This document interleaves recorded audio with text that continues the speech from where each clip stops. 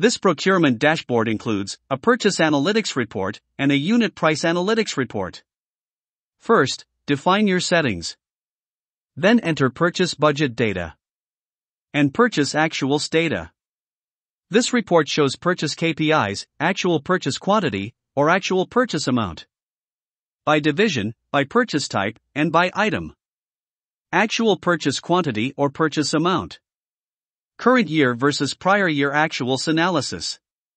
Budget versus actual variance analysis. Monthly actuals versus budgets versus last year trends. This report shows items unit prices analytics. Actual unit prices compared to prior year and compared to budget. Vendor price comparison by item. Purchase volume by vendor and contract, and purchase contracts expiration reminder. Monthly evolution of average unit prices and purchased quantities.